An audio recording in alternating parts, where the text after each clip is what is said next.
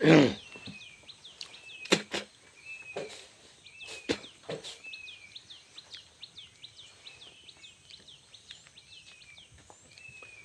श्री सिद्ध भैरवाय नमः.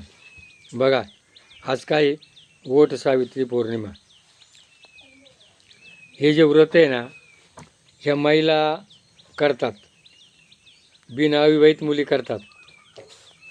याचा उद्देश असा आहे का मला पुढच्या जन्मामध्ये सत्यवानासारखा नवरा मिळव.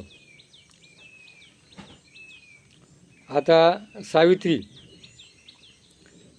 तिचा नवरा कोण? सत्यवान. ज्या वेळेला त्या सावित्रीला मागणं नेलं त्यावेळेला ज्योतिषानं काय सांगितलं, हा 14 दिवस मारणार आहे. तिनं सांगितलं 14 मेला तरी मी तोच नवरा करणार. जशी पार्वती म्हणली होती मी शंकर नवरा करणार, तसं लग्न झाल्यानंतर 14 दिवसांना ते दोघं कुठं जंगलात गेले. कशा करता? लाकडं आणण्याकरता. आणि त्याने वडाची फांदी तोडली आणि त्याच्या डोक्यात पडली आणि तो मरण पावला. त्याला नेण्याकरता यम आले आणि मग तिनं सांगितलं, ती त्याच्या मागच चालली. म्हण तू येऊ नको, तुला मरण नाही आहे. मग मी पतिव्रता आहे, मी त्याच्याशिवाय राहू शकत नाही. मग तू वर माग.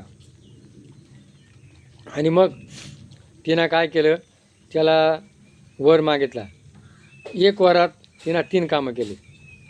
माझे सासू सासऱ्यांना राज्य मिळो आणि त्यांना डोळे येऊ आणि त्यांना नातू नजर पडू. तथाच तू निघाले. परत ती मागं लागली. तू काय येते? मला जर नवरा नसला तर मूल कसं होईल? आणि तो परत दिला. अशी पौराणिक कथा आहे. पण याच्या मागं उद्देश असा आहे का वडाचं झाड आयुर्वेदात पूज्य मानलं गेलेले. वड, पिंपळ, उंबर, तुळस. आणि मग वडाच्या झाडाचे फळं कावळे खातात आणि ते सगळी वनस्पतीची वाढ होती, निसर्ग जगला जातो. आज ओझोन वायूचं प्रमाण कमी पडलं, कार्बन डायऑक्साईड वायू वाढल्यामुळं आज निनूचं संकट येऊ राहिले. आज पाऊस नाही, उष्णता वाढली. आणि मग हे पौराणिक कथा आपण मागं ठेवून झाडं लावा, झाडं जगवा. वृक्षवेली आम्हा सोयरे वंचरे, पक्षी सुस्वरे आळोती. झाडं लावा हे तुकाराम महाराजांनी सांगितलेलं आहे आणि आज त्याची गरज आहे. बघा, आज पियाला पाणी नाही आहे. म्हणून महिला भगिनींना माझी विनंती आहे, आज तुम्ही वडाच्या झाडाला नुसत्या फेऱ्या मारण्यापेक्षा प्रत्येक महिलांनी आपल्या शेतामध्ये वडाची फांदी तोडून 5-5 झाडं जर लावली, खड्डे करून, किंवा 10 लावा. तुम्हाला शेत नाही, रस्त्याच्या कडेला लावा किंवा तुमच्या मैत्रिणीच्या शेतामध्ये लावा.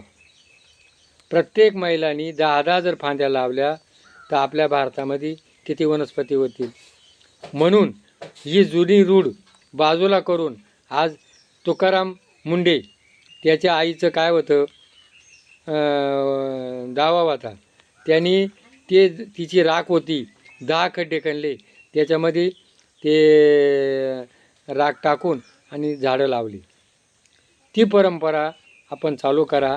आणि प्रत्येकाने प्रत्येक पौर्णिमेला जर 10-10 झाडं लावले तर किती वनस्पती होतील.